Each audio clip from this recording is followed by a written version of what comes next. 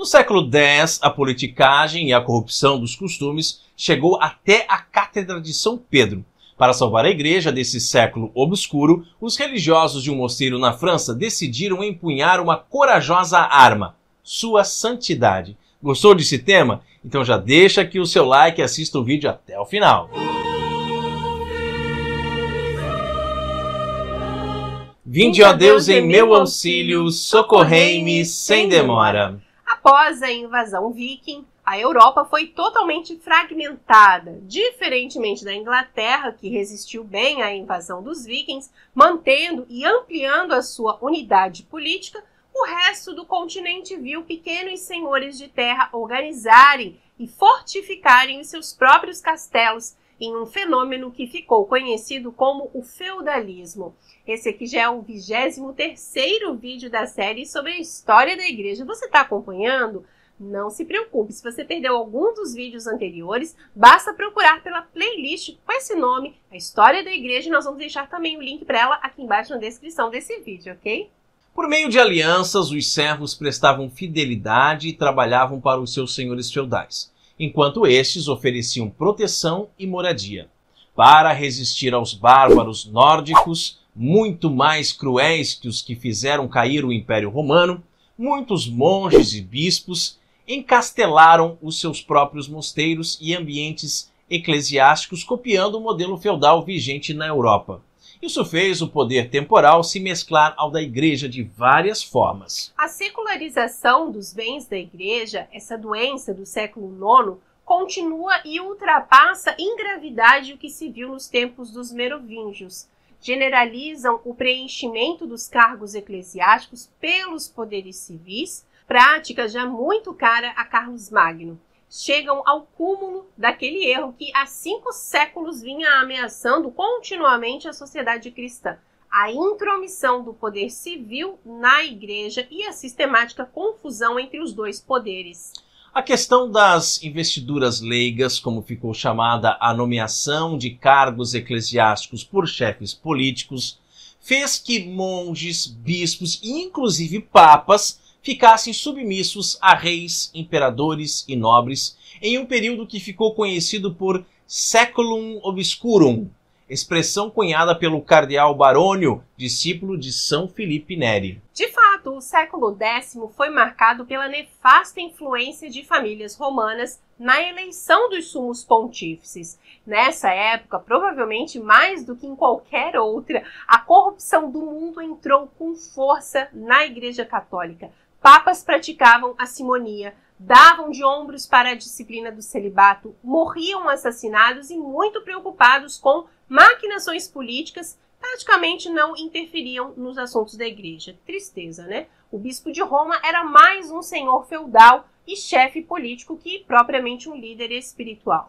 O iluminista e anticlerical francês Voltaire, ao comentar a vida dos papas dessa época, escreveu: "É surpreendente que, sob tantos papas tão escandalosos e tão pouco poderosos, a Igreja Romana não tenha perdido nem suas prerrogativas, nem suas pretensões." E é preciso concordar com Voltaire, né? Complementando, porém, que se esse fato é realmente surpreendente, é porque ali, por trás das condutas erradas e pecaminosas dos homens, agia o próprio Deus. Com efeito, no ano de 910, ao mesmo tempo em que Roma parecia sucumbir à corrupção dos costumes, num canto obscuro da Europa, Guilherme de Aquitânia, também chamado de O Piedoso, levanta o mosteiro que será responsável pela reforma da igreja e pela civilização do continente, a mantendo livre de influências políticas e diretamente vinculada a Roma. Graças a essa independência do poder secular, os monges de Cluny puderam escolher os seus próprios superiores, homens santos, que despenderam grandes esforços para a revitalização da fé. De fato, ao cabo de muitas viagens, após as quais inúmeros mosteiros se uniram a eles, o abade de Cluny passou a cuidar espiritualmente de toda a Europa. Em cada porção de terra havia um recanto diretamente submisso à abadia francesa. A A regra de São Bento foi adotada por esses monges e, em pouco tempo, aqueles ensinamentos que há muito eram conhecidos, principalmente graças aos esforços de São Gregório Magno e do bem-aventurado Alcuino, à época de Carlos Magno, que nós já vimos aqui também, passaram a ser fielmente vividos. E foi justamente nesse período de reforma monástica que surgiu uma das mais belas flores do Evangelho, a educação cristã, pela qual as pessoas eram formadas não simplesmente para o conhecimento, mas para a santidade. O primeiro superior de Cluny foi São Bernão. Como seu sucessor, foi eleito Santo Odão. Desde pequeno, Odão fora consagrado pelo pai a São Martinho de Tours. Com problemas para ter filhos, ele prometeu a Deus que, se aquele filho nascesse, o iria educar para a vida religiosa. A promessa funcionou, pois o menino nasceu, mas com o passar do tempo, o seu pai acabou por se esquecer do compromisso que tinha feito. Olha lá. E embora fosse muito temente a Deus, o jovem Odão cresceu sendo formado para a cavalaria. Quando uma doença o prostrou, o pai recobrou a consciência da sua antiga promessa e comunicou isso ao seu filho, que imediatamente deixou tudo para ser monge. E na vida monástica, sua santidade refulgia com força, principalmente nos milagres que Deus operava por suas mãos. Outro santo abade de Cluny, considerado o maior de todos, foi São Hugo. Nos séculos XI e XII, praticamente não havia um concílio em que não estivesse presente.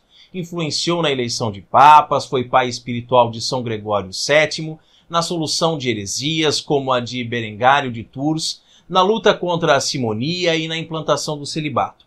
Foi graças à sua ação e a de outros abades, como Odilão e Pedro, o Venerável, que se construiu em toda a Europa uma verdadeira rede de mosteiros reformados. E quando começaram a aparecer papas santos, então a rede de Cluny passou a iluminar todo o continente. A grande lição de Cluny é que nada adiantam papas santos sem haver fiéis que os obedeçam.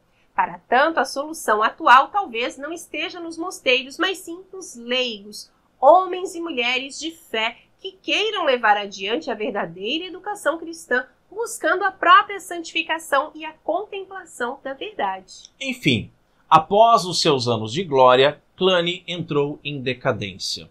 Por problemas financeiros e circunstâncias políticas, o rei da França começou a nomear os abades do lugar, criando na ordem justamente o que os seus monges mais combateram, a influência política.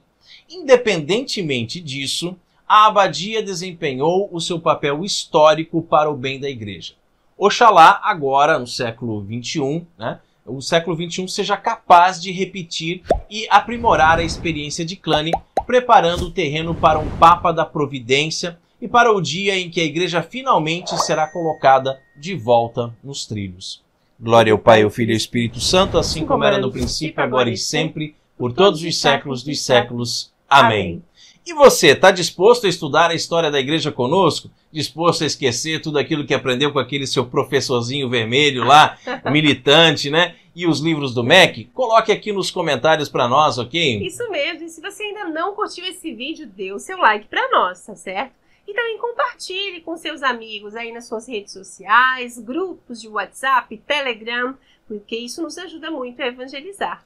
E se você ainda não é inscrito em nosso canal, se inscreva agora para continuar recebendo os nossos vídeos. Não esqueça de clicar também no sininho, na opção Todas as Atualizações, pois assim você não nos perde de vista, não perde nenhum conteúdo aqui do canal. E seja também um sócio evangelizador. Envie um Pix para nós de qualquer valor. A chave Pix está aparecendo aqui embaixo na descrição desse vídeo. Nós agradecemos de coração a você que nos ajuda com as suas orações e doações todos os meses. Que Deus te dê em dobro, abençoe e proteja. Paz e bem.